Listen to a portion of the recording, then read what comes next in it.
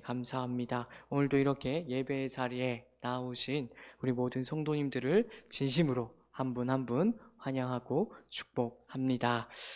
날이 굉장히 무더웠어요, 그죠? 그래서 금방 여름이 오는 것 같더니 또 이렇게 갑자기 비가 내려서 얼마나 좋은지 모르겠습니다. 공기도 좀 선선한 것 같고, 선선한 걸 넘어서 조금 서늘한 것 같기도 해요, 그죠? 근데 확실히 5월은 5월이라 서늘하니까 저는 좀 더 좋은 것 같더라고요. 그래서 우리 성도님들, 늘 제가 시작하면서 말씀드리지만 우리 성도님들의 심령 가운데에도 이런 은혜의 비가 풍성히 내릴 수 있기를 진심으로 축복합니다. 그냥 은혜의 비를 맞는 것으로 끝나는 게 아니라 그 은혜의 비를 풍성히 맞으심으로 우리 성도님들 심령 가운데 있는 온전한 기쁨과 감사가 무럭무럭 자라날 수 있기를, 풍성하게 자라날 수 있기를 진심으로 축복합니다. 오늘 이 시간에는요, 우리와 함께 사시는 하나님, 우리와 함께 사시는 하나님이라는 제목을 가지고서 우리 함께 하나님의 말씀 가운데 나타난 하나님의 은혜를 함께 나누어 보고자 합니다. 오늘 특별히 질문으로 오늘 설교를 좀 시작을 하면 좋을 것 같은데요. 제가 한번 질문을 던질 테니까 직접 대답하지는 마시고 속으로 한번 떠올려 보시면 좋을 것 같습니다. 성경에서 어떤 인물을 가장 좋아하십니까? 아마 여러 가지 많은 인물들을 떠올리셨을 것이라고 믿어 의심치 않습니다. 제가 예전에 청소년부 사역을 할 때 이 질문을 아이들한테 던졌어요. 그랬더니 이제 다윗이 나오기도 하고 솔로몬이 나오기도 하고 뭐 이제 이런저런 대답들이 많이 나왔어요. 근데 이제 그 중에 어떤 하나이가 뭐라고 얘기했냐면 이렇게 얘기를 하더라고요. 나는 예수님이 최고 좋은데? 라고 얘기를 했어요. 그래서 굉장히 그 자리에 있는 많은 친구들이 무안했던 경험이 있는데, 제가 예수님을 말하려는 것은 아니고요. 오늘 우리가 본문에서 읽은 야곱 이야기를 하려고 이런 질문을 한번 던져보았습니다. 저는 야곱을 참 좋아합니다.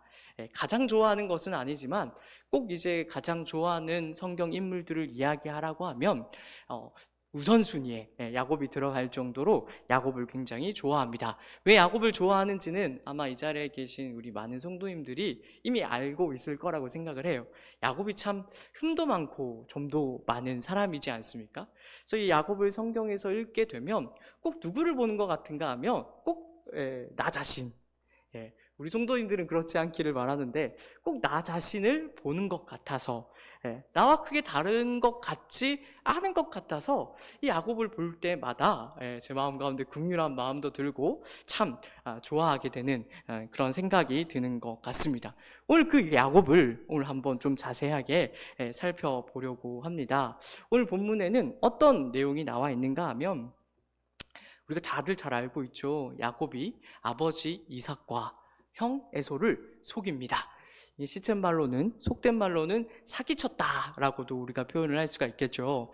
아버지 이삭과 형 에서를 속여서 축복을 대신 가로채고, 그리고 나서 후환이 두려운 나머지 외삼촌 라반의 집으로, 외삼촌 라반이 있는 하란으로 도망가는 장면이 오늘 본문 가운데 소상하게 잘 나와 있는 것을 우리가 확인할 수가 있습니다. 우리가 성경을 읽을 때 좀 이것을 우리 현실에 와닿게 조금 생각을 하는 게 굉장히 묵상하는데 큰 도움이 되거든요.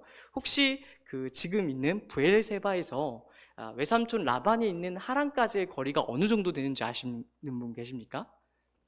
제가 한번 살펴봤더니 그 거리가 900km 정도 되더라고요. 900km 정도 되는데 이 거리가 어느 정도 되는가 잘 안 와닿으시죠? 서울에서 부산까지가 한 390, 그 정도 됩니다. 그러니까 약 400km라고 우리가 생각을 할 수가 있는데, 그러니까 서울에서 부산까지 왕복으로 왔다 갔다 하는 거리를 우리가 말하자면은 지금 야곱이 걸어가고 있다라고 생각을 하시면 될 것 같아요. 이렇게 놓고 보니까 별로 안 되는 것 같죠? 왜 그런가 하면 오늘날에는 자동차가 있어서 또 KTX가 있어서 금방 가니까 별로 안 될 것 같은데, 이때 당시 고대 근동에서는 그 거리가 아마 무시한 거리라는 것을 유념할 필요가 있습니다. 낙타도 끌고 혼자서 뚜벅뚜벅 걸어서 가야 되는 거리이지 않습니까? 그리고 지금처럼 고속도로가 닦여 있는 게 아니라 산길로, 그죠? 닦여 있지 않은 길로 가야 하는 것이기 때문에 굉장히 힘들고 고단하고 어려웠을 것이라고 우리가 쉽게 짐작을 할 수가 있다라는 것이죠. 여기서 우리는 이 본문을 읽으면서 야곱의 마음이 어떠했을 것이라고 쉽게 짐작을 할 수가 있습니다. 야곱이 터벅터벅 길을 걸어가다가 뜨거운 햇볕이 내리쬐는 그 광야길을 걸어가다가 밤이 되어서 돌베개 하나를 베고서 자는 그 야곱의 심정을 우리가 쉽게 생각을 할 수가 있죠. 야곱이 잘못을 안 한 것은 아닙니다. 그죠? 확실히 잘못을 했고, 또 그것 때문에 그 죄에 대한 책임을 지금 짊어지고 있는 것이니까 할 말이 없지 않겠는가 싶겠지만, 그럼에도 불구하고 야곱이 무척이나 외롭고 또 고독하고 힘들었을 것이라고 쉽게 짐작을 할 수가 있다는 것이죠. 그런데 오늘 본문은 바로 그런 상황 가운데 있던 야곱이 하나님을 만나게 되는 이야기를 우리에게 들려주고 있습니다. 야곱이 돌베개를 베고 누워서 자는데 한 꿈을 꾸게 됩니다. 근데 그 꿈이 그냥 일반적인 흔한 꿈이 아니라 굉장히 독특한 꿈이었던 것 같아요. 하나님께서 무언가를 계시하실 때 나타냈던 그런 독특한 꿈을 야곱이 오늘 본문에서 꿨던 것 같습니다. 그때 이제 사다리 하나가 보이고 천사들이 오르락내리락 거리고 또 하나님이 그 곁에 서셔서 야곱에게 말씀을 하시죠. 그리고 축복을 하십니다. 그리고 나서 이제 야곱이 놀라서 두려운 가운데 잠에서 깨게 됩니다. 꿈에서 깨고 그 자기가 베고 잤던 돌베개로 기둥을 세우죠. 그래서 그곳의 이름을 무엇이라고 짓습니까? 우리가 너무나 잘 알고 있듯이 베델, 하나님의 집이라는 이름을 그곳에 세우고 서원하는 것으로 오늘 본문의 말씀이 마무리되는 것을 우리가 확인할 수가 있습니다. 오늘 본문 말씀을 통해서 하나님께서는 우리에게 무엇을 말씀하시고 싶으신 것일까요? 하나님께서는 오늘 이 시간 이 자리에 나와 계신 우리 모든 성도님들에게 도대체 이 본문 말씀을 통해 우리에게 무엇을 가르쳐 주고 싶으신 걸까요? 아마도 여러 가지 많은 것들을 말할 수가 있을 것입니다. 그러나 오늘 이 시간에 저는 한 가지 제가 생각했을 때 가장 중요하다 싶은 그 한 가지 사실의 내용에 오늘 집중해서 그 은혜를 함께 좀 나누어 보고자 합니다. 그것이 무엇인가 하면 제가 벌써 제목으로 삼아서 눈치채신 분들이 많이 계실 거라고 생각을 합니다. 그것이 무엇인가 하면 하나님께서는 언제나 우리에게 대하여 먼저 찾아오시는 분이 되신다는 것이죠. 먼저 찾아오실 뿐만 아니라 언제나 우리와 함께 하고 계시는 분이라는 것을 오늘 본문 말씀을 통해서 우리에게 가르쳐 주고 싶어 하신다는 것입니다. 근데 제가 제목을 정할 때 지난주에도 말씀드렸는데 제목을 좀 세심하게 짓고 싶어서 고민을 또 많이 했어요. 먼저 찾아오시고 또 함께 하시는 것도 참 중요한 표현이다 싶은데 이런 본문의 내용, 핵심 내용을 잘 표현하는 것은 오늘 본문의 제목으로 삼은 우리와 함께 사신다라는 것에 오늘 이 시간 우리가 집중해서 한편 살펴보려고 합니다. 이건 내용만 듣고 보면 크게 어려운 것이 없죠. 하나님이 당연히 우리에게 먼저 찾아와 주시고 먼저 손을 내미시고 우리와 함께하고 계신다. 그리고 우리와 함께 사신다라는 내용을 우리가 이해하기는 어렵지는 않습니다. 그러나 우리가 오늘 본문에 조금 집중을 해서 천착을 해서 살펴본다면 우리에게 또 새로운 은혜가 풍성하게 넘칠 줄로 믿습니다. 그래서 이 내용을 우리가 오늘 본문에 연결해서 좀 한번 자세히 살펴보려고 하는데요. 우리가 이 사실, 하나님이 우리와 함께 사신다는 사실을 제대로 오늘 본문이 가르치는 대로 이해하기 위해서는 가장 중요하게 무엇을 바르게 깨달아야 하는가 하면 야곱이 지금 어떤 상황 가운데 있는지를 정확하게 파악할 수 있어야 된다라는 것입니다. 제가 이미 본문을 설명하면서 야곱이 어떤 상황 가운데 있다라는 것을 말씀을 드렸습니다. 요약을 하면 이렇게 말씀을 드릴 수가 있죠. 야곱은 못난 자리에 있었습니다. 그냥 못난 자리가 아니라 참으로 참으로 못난 자리에 있었다라고 우리가 오늘 본문을 통해서 확인할 수가 있죠. 야곱은 지금 이삭과 에서를 속이고 아버지와 형을 속이고 사기를 치고 도망가는 길에서 하나님을 만난다라는 것을 우리가 주목할 수 있어야 된다라는 거예요. 야곱이라는 이름 뜻은 약탈자, 사기치는 자라는 뜻을 가지고 있습니다. 근데 그 이름 뜻대로 참 야곱은 그 이름대로 인생을 살아가는 자죠. 지금도 어쩌면 정확하게 그 속내를 알 수는 없지만 돌베개에 베고서 자는 순간에도 아마도 야곱은 자기의 유익과 만족을 구하는, 자기의 유익과 만족만을 구하는 자리에 있었을 것이라고 우리가 짐작할 수도 있을 거라는 거예요.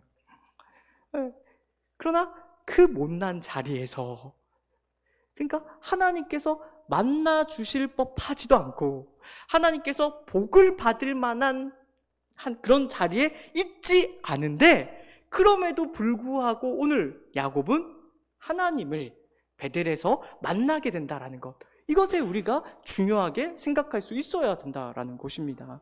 이것을 우리는 창세기 11장에 바벨탑을 지었던 사람들과 연결해서 생각할 필요가 있습니다. 이건 제 생각이 아니라 제가 뒤에서 설명을 하겠지만 본문 자체가 우리에게 바벨탑을 짓는 사람들과 연결해서 생각할 것을 우리에게 가르치고 있기 때문에 그렇습니다.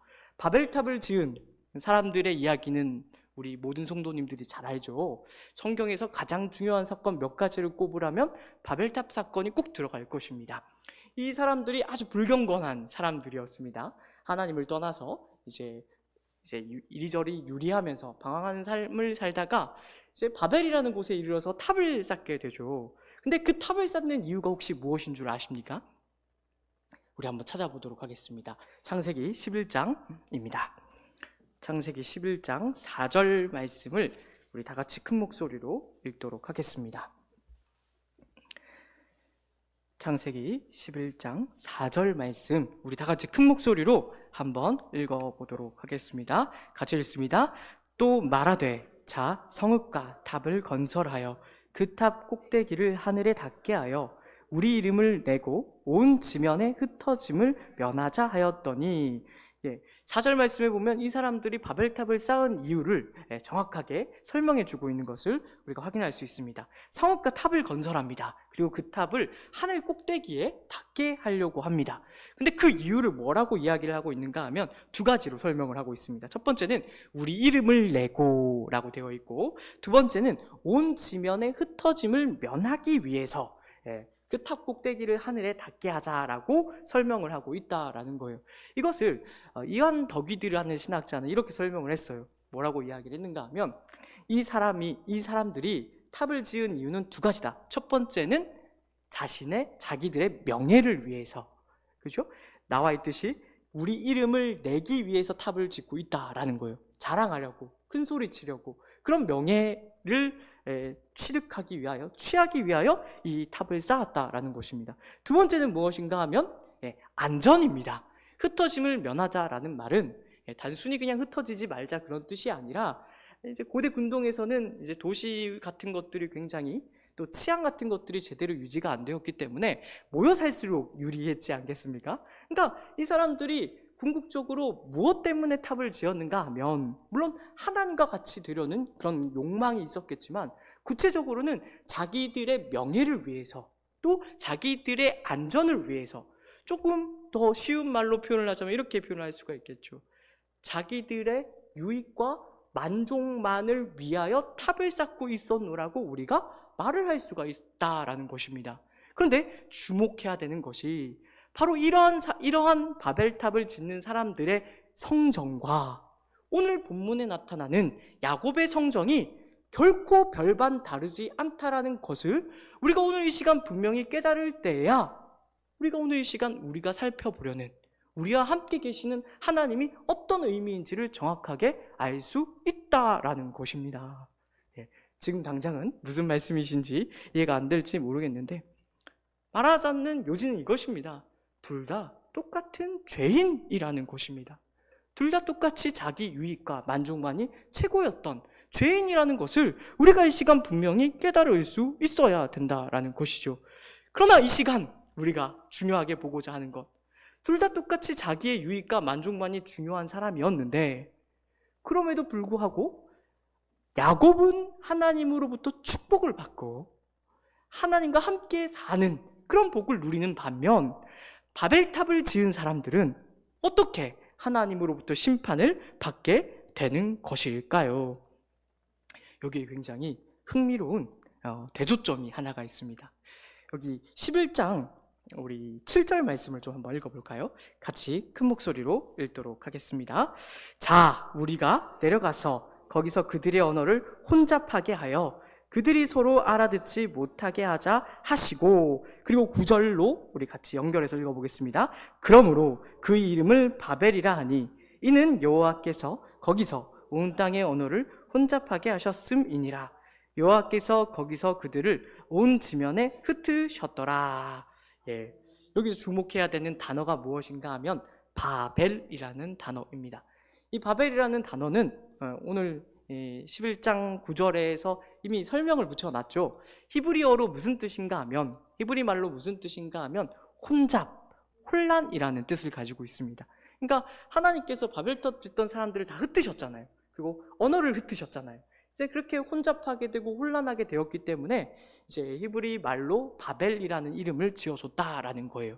근데 되게 흥미로운 사실이 하나 더 있습니다. 그것이 무엇인가 하면, 바벨론 말에도 바벨이라는 단어의 뜻이 있어요. 혹시 그 뜻이 무엇인 줄 아시는 분이 계십니까? 그 뜻이 무엇인가 하면 하나님의 문이라는 뜻을 가지고 있습니다. 근데 이게 바벨론 말로는 바벨이 하나님의 문을 의미하는데, 공교롭게도 히브리 말로는 그게 무엇처럼 들리는가 하면 바벨, 그러니까 혼잡, 혼란이라는 뜻으로 들리게 되었고, 그걸 이제 그렇게 이름을 붙이게 되었다라는 거예요. 이걸 정리를 하면 이렇게 말을 할 수가 있을 것 같아요. 자기 유익과 만족만을 쫓았던 바벨탑을 지은 사람들은 바벨, 하나님의 문에 이르지 못하게 되었습니다. 그렇죠? 하나님의 문에 이르지 못했을 뿐만 아니라 혼란하게 되고 혼잡하게 되어 결국 온 땅에 흩어지는 비참한 말로를 겪게 되었다라는 것을 우리가 확인할 수가 있는 거죠. 그러나 놀랍게도, 그리고 대조적으로 자기 유익과 만족만을 쫓았던 야곱은 어떻게 됩니까? 베델에서 하나님을 만나게 됩니다. 근데 그 베델의 뜻이 무엇입니까? 하나님의 집이죠. 하나님의 문 정도가 아니라, 하나님의 집에 이르는 복을 받아 누리게 된다라는 것입니다. 근데 하나님의 집에 머무르는 정도가 아니었습니다. 우리 13절 말씀을 좀 보면 좋을 것 같은데요. 28장 13절 말씀을 좀 주목해서 살펴볼 수 있기를 바랍니다. 28장 13절 말씀입니다. 같이 한 목소리로 읽습니다. 또 본즉 여호와께서 그 위에 서서 이르시되 나는 여호와니 너의 조부 아브라함의 하나님이요 이삭의 하나님이라. 내가 누워있는 땅을 내가 너와 내 자손에게 주리니. 하나님께서 야곱을 축복하시는 장면입니다. 근데 여기서 우리가 주목할 것이 무엇인가 하면 그 위에 서서 이르시되라는 어구입니다. 그러니까 우리가 쉽게 생각하기로는 이제 사다리가 있고, 꿈에 사다리가 있고 그 사다리 끝에 하나님이 있을 것이라고 생각하지 않습니까? 근데 이제 많은 신학자들이 이 그 위에 서서라는 말은 꼭 그 위에 서서라고만 번역할 수 있는 게 아니라 그 곁에 서서라는 말로 번역할 수 있다고 말합니다. 그렇기 때문에 문맥에 맞게 번역을 하면 지금 하나님께서 야곱 곁에 서서, 그러니까 사다리를 타고 내려오셔서 야곱과 함께 하시면서 이 축복을 주고 있는 것으로 우리가 읽을 수가 있다라는 것입니다. 그러니까 지금 이 모든 것들을 정리를 하면 이렇게 말씀드릴 수가 있습니다. 자기의 유익과 만족만을 쫓았던 야곱을 하나님께서 먼저 찾아오실 뿐만 아니라 그 곁에서 함께하고 계신다라는 것, 그리고 더 나아가서 13절에서 15절에서 살펴볼 수 있듯이 축복까지 하고 계신다라는 것을 우리가 확인을 하게 된다는 것이죠. 우리 13절, 15절 우리에게 주시는 축복의 말씀으로 듣고 큰 목소리로 읽어보도록 합니다. 또 본즉 여호와께서 그 위에 서서 이르시되 나는 여호와니 너의 조부 아브라함의 하나님이요 이삭의 하나님이라. 내가 누워있는 땅을 내가 너와 내 자손에게 주리니 내 자손이 땅의 띠끌같이 되어 내가 서쪽과 동쪽과 북쪽과 남쪽으로 퍼져나갈지며 땅의 모든 족속이 너와 내 자손으로 말미암아 복을 받으리라. 내가 너와 함께 있어 내가 어디로 가든지 너를 지키며 너를 이끌어 이 땅으로 돌아오게 할지라. 내가 내게 허락한 것을 다 이루기까지 너를 떠나지 아니하리라 하신지라. 아멘입니다. 네. 우리가 읽기만 해도 너무 좋은 말씀이죠. 제가 이 시간에 우리 성도님들에게 말씀드리고 싶은 것은 이것입니다. 우리가 지금까지 살펴본 이 하나님, 야곱이 자기의 유익과 만족만을 쫓았음에도 불구하고 하나님을 만날만 하지 않고 하나님께 복을 받을만 하지 않더라도 우리를 먼저 찾아오시는 하나님, 우리와 함께 하시는 하나님, 그 정도가 아니라 우리와 함께 사시는 분이 바로 우리가 믿는 하나님이 되신다라는 것입니다. 이것을 이 시간 우리는 분명히 할 수 있어야 한다라는 것이죠. 때때로 우리는 우리의 자격과 조건과 남다름을 근거로 하나님께 선택받았다거나 구원을 받았다거나 그렇게 복을 받는다라고 생각을 하곤 합니다. 우리가 남다른 열심과 열정을 보일 때, 남다른 헌신과 수고를 할 때 하나님이 나를 더 축복하시지 않겠어라는 생각을 우리가 가질 때가 있다라는 것이죠. 물론 그 말은 완전히 틀린 말은 아닙니다. 하나님께서는 우리가 하나님을 위하여 남보다 더 많은 수고와 열심을 내실 때 우리를 더 크게 축복하시는 분임에 틀림없습니다. 그러나 그때에도 우리가 놓치지 말아야 되는 중요한 내용이 무엇인가 하면 좀 더 근본적으로 하나님께서는 우리가 못난 자리에 있을 때에도 우리를 먼저 찾아오시며 함께 하시며 함께 사셔서 축복하시는 분이 되신다라는 것을 우리는 중요하게 생각할 수 있어야 된다라는 것입니다. 이것을 놓치시면 안 됩니다. 이걸 헷갈릴까봐 성경 곳곳에 많은 성경 기자들이 이 사실을 분명히 기록해 놓았습니다. 로마서 9장으로 한번 넘어가 보겠습니다. 로마서 9장 11절에서 16절까지의 말씀을 우리 조금 길지만 읽도록 하겠습니다. 로마서 9장 11절부터 16절까지 말씀 우리 같이 한 목소리로 읽습니다. 신약 251페이지 어간이 되겠습니다. 로마서 9장 11절부터 읽습니다. 그 자식들이 아직 나지도 아니하고 무슨 선이나 악을 행하지 아니한 때에 택하심을 따라 되는 하나님의 뜻이 행위로 말미암지 않고 오직 부르시는 이로 말미암아 서게 하려 하사 리브가에게 이르시되 큰 자가 어린 자를 섬기리라 하셨나니 기록된 바 내가 야곱은 사랑하고 에서는 미워하였다 하심과 같으니라. 그런즉 우리가 무슨 말을 하리요? 하나님께 불의가 있느냐? 그럴 수 없느니라. 모세에게 이르시되 내가 긍휼히 여길 자를 긍휼히 여기고 불쌍히 여길 자를 불쌍히 여기리라 하셨으니 그런즉 원하는 자로 말미암음도 아니요 다른 박질하는 자로 말미암음도 아니요 오직 긍휼히 여기시는 하나님으로 말미암음이니라. 아멘. 지금 무슨 이야기를 하고 있습니까? 하나님께서 야곱과 에서가 태어나기도 전에 어떤 선이나 악을 행하기도 전에 야곱을 선택하셨다라는 이야기를 하고 있습니다. 여기서 우리가 중요하게 생각을 해야 되는 것이 무엇인가 하면 그러니까 야곱이나 에서나 둘 다 하나님께 좀 더 나음을 입을 만한 좀 낮게 여김을 받을 만한 그 어떤 근거가 조금 더 없었다라는 것입니다. 다만 하나님께서 사랑하셨기 때문에 로마서 9장 16절에 나와 있듯이 오직 긍휼히 여기셨기 때문에 이 야곱이 하나님으로부터 풍성한 복을 받아 누리게 되었노라고 이야기를 하고 있다라는 것입니다. 이것을 우리는 신명기에서도 똑같이 확인을 할 수가 있습니다. 신명기 7장 6절에서 9절까지 말씀을 한번 확인해 보도록 하겠습니다. 7장 6절에서 9절까지 말씀을 우리 같이 한번 읽어보도록 하겠습니다. 구약 273페이지 어간입니다. 6절부터 9절까지 말씀을 같이 한 목소리로 읽습니다. 너는 여호와 내 하나님의 성민이라. 내 하나님 여호와께서 지상 만민 중에서 너를 자기 기업의 백성으로 택하셨나니 여호와께서 너희를 기뻐하시고 너희를 택하심은 너희가 다른 민족보다 수요가 많기 때문이 아니니라. 너희는 오히려 모든 민족 중에 가장 적으니라. 여호와께서 다만 너희를 사랑하심으로 말미암아 또는 너희의 조상들에게 하신 맹세를 지키려 하심으로 말미암아 자기의 권능의 손으로 너희를 인도하여 내시되 너희를 그 종되었던 집에서 애굽 왕 바로의 손에서 속량하셨나니 그런즉 너는 알라. 오직 내 하나님 여호와는 하나님이시오 신실하신 하나님이시라.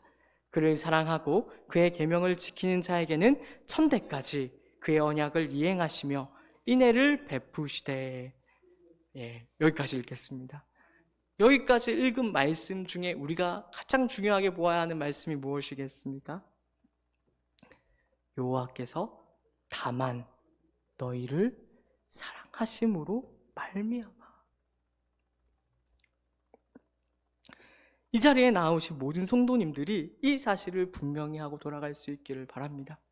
하나님께서 우리를 택하시고 우리에게 믿음을 주시고 이 자리에 나와 하나님을 알게 하시고 그 하나님의 영광을 찬양하게 하신 것, 그리고 영생을 누릴 수 있게 하신 그 모든 것의 근본적인 이유가 어디에 있는가 하면 성경은 언제나 여호와께서 다만 너희를 사랑하심으로 말미암아라고 답을 하고 있다라는 것입니다.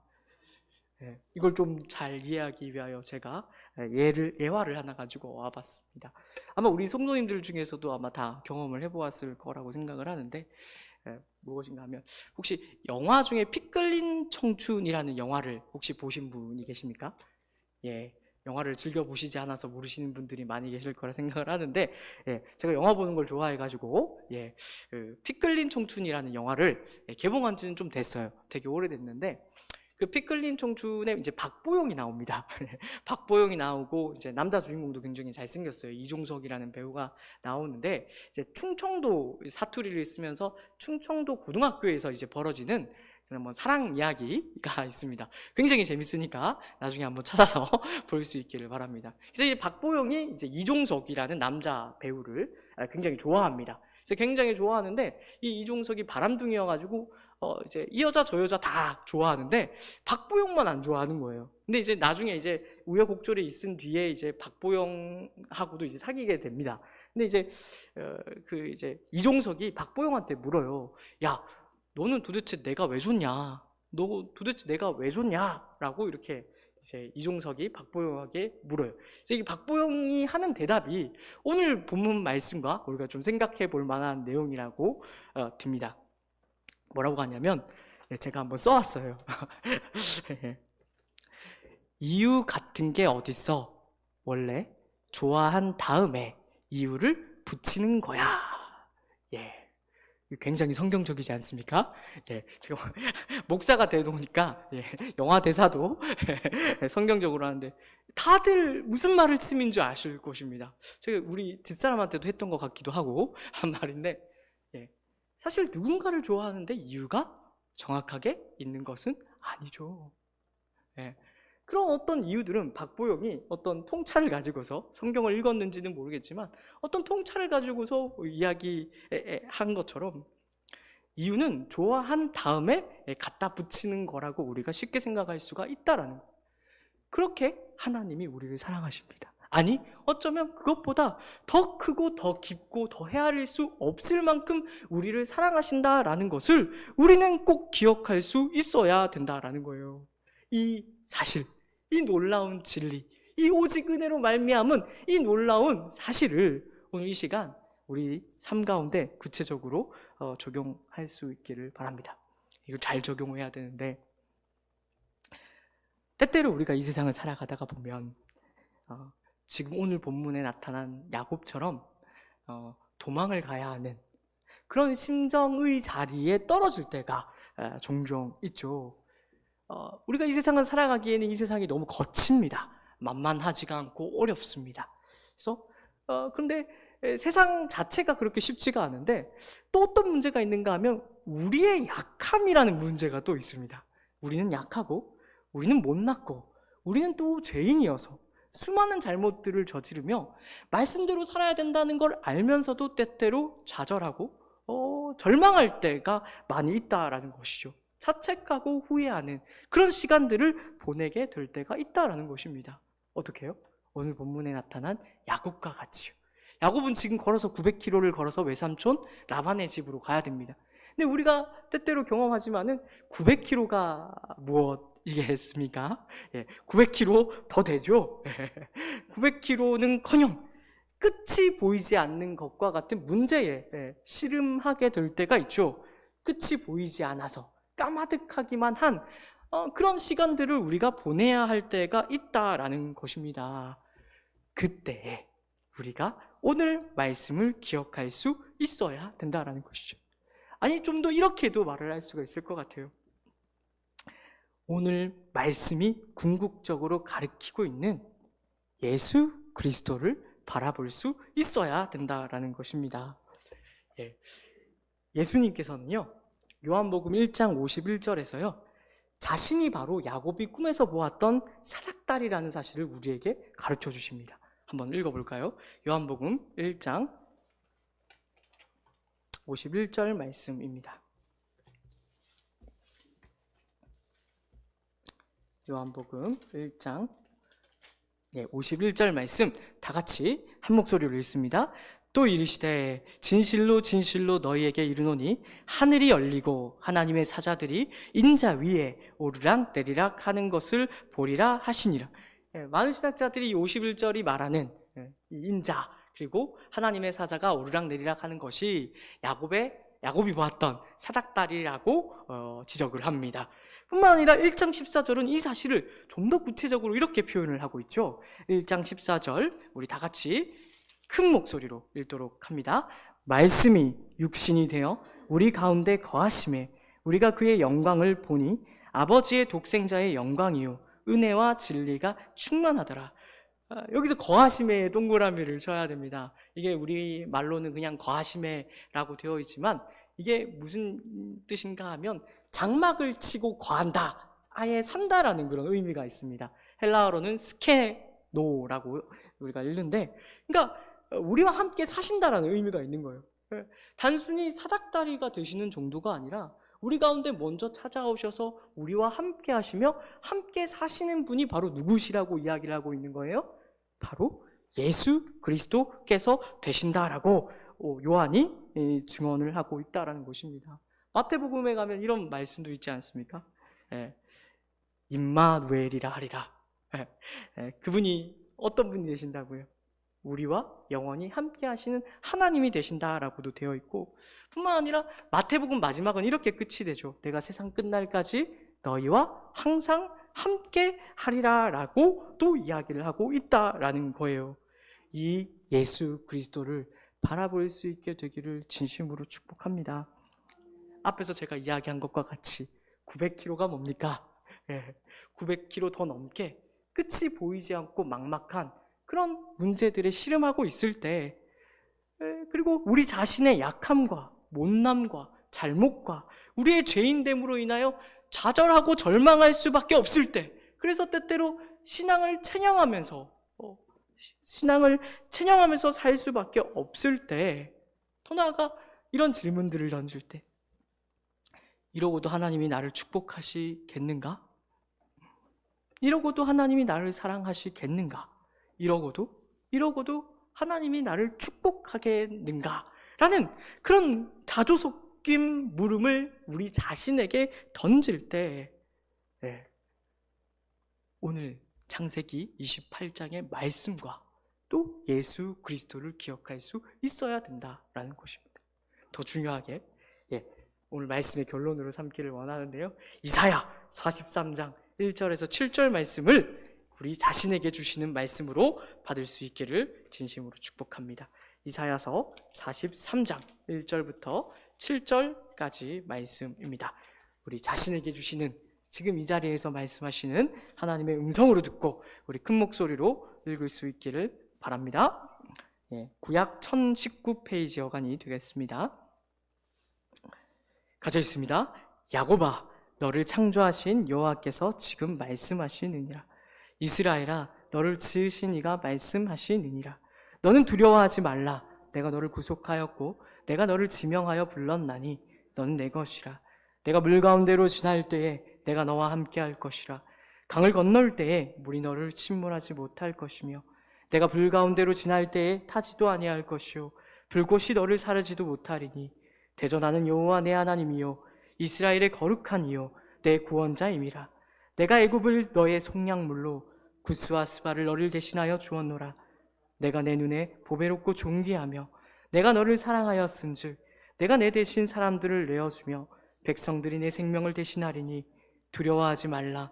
내가 너와 함께하여 내 자손을 동쪽에서부터 오게 하며 서쪽에서부터 너를 모을 것이며 내가 북쪽에게 이르기를 내놓으라. 남쪽에게 이르기를 가두어 두지 말라. 내 아들들을 먼 곳에서 이끌며 내 딸들을 땅끝에서 오게 하며 내 이름으로 불려지는 모든 자 곧 내가 내 영광을 위하여 창조한 자를 오게 하라. 그를 내가 지었고 그를 내가 만들었느니라. 아멘. 이 하나님을 알고 계십니까? 예, 이 하나님께서 지금도 우리를 먼저 찾아오시고 함께하고 계시며 심지어는 우리와 함께 사시는 분이 되신다라는 것을 정말로 믿고 계십니까? 우리의 어떠함에도 불구하고 우리를 떠나지 않으시며 약속된 복과 거룩과 영광을 허락하시기까지 함께 하시는 분이 되신다라는 것을, 그 거룩과 영광을 빚어내시기까지 결코 떠나지 않는 분이 되신다는 것을 정말로 믿고 계십니까? 지금도 바로 이 자리에서 우리 성도님들께 동일하게 따뜻하게 말씀을 건네고 계신다는 것을 믿으십니까? 그렇다면 오늘 이 시간 우리 함께 결단합시다. 우리 앞에 어떤 문제가 놓여 있든지 간에, 어떤 어려움이 있든지 간에, 어떤 막막함이 있든지 간에 두려워하지 마시기 바랍니다. 놀라지 마시기 바랍니다. 좌절하거나 절망하지 마시고요. 가장 중요하게 체념하지 마십시오. 하나님이 일하실 것입니다. 하나님이 함께 하고 계시니 우리가 두려워할 것이 무엇이 있겠습니까? 이 사실을 굳게 믿으시고 다짐하시고 매일을 담대하고 씩씩하게 살아내시는 우리 모든 믿음의 성도님들 되시기를 진심으로 축복합니다. 기도하겠습니다. 사랑과 은혜가 많으신 하나님 아버지, 은혜를 감사합니다. 오늘 이 시간 야곱을 통하여서 하나님이 우리를 어떻게 사랑하시는지를 다시 한 번 더 분명하게 확인합니다. 그렇습니다. 하나님께서 우리를 사랑하시는 데는 이유가 없다라는 것, 다만 우리를 사랑하셨기 때문에 우리를 사랑하신다라는 놀라운 진리를 이 시간 우리가 분명히 깨닫습니다. 하나님, 이 사실을 우리가 결탄코 놓지 않고 굳게 붙들어 이 막막한 현실을 담대히 살아낼 수 있게 하여 주시옵소서. 예수 그리스도를 바라게 하여 주시옵소서. 예수 그리스도를 굳게 우리가 바라볼 수 있게 하여 주시옵소서. 말씀이 육신이 되어 우리 가운데 함께 사시기 위하여 오셨다라는 것을 우리가 믿어 의심치 말게 하시고 우리의 못난과 약함에 지지 않을 수 있도록 우리를 붙들어 주시옵소서. 그렇습니다, 주님. 우리는 때때로 믿음이 약합니다. 믿음이 부족합니다. 그런 우리의 믿음 없음을 꾸짖지 마시고 우리를 붙들어 주셔서 우리의 믿음을 더하여 주옵소서. 그리하여 이 약한 세상 살아갈 때에 우리가 담대한 하나님의 자녀들로서, 사랑받는 자녀들로서 씩씩하게 살아낼 수 있게 하여 주시옵소서. 우리 주 예수 그리스도의 이름으로 기도드리옵고, 지금은 우리 구주 예수 그리스도의 은혜와 하나님 아버지의 놀라우신 사랑하심과 성령 하나님의 위로 인도 교통 충만하심의 역사가 이제로부터 하나님이 우리를 먼저 찾아오시고 함께 하시며 심지어는 우리와 함께 사시기까지 한다는 것을 아는 모든 믿음의 자녀들 위해 이제로부터 영원까지 함께 있을지어다. 아멘.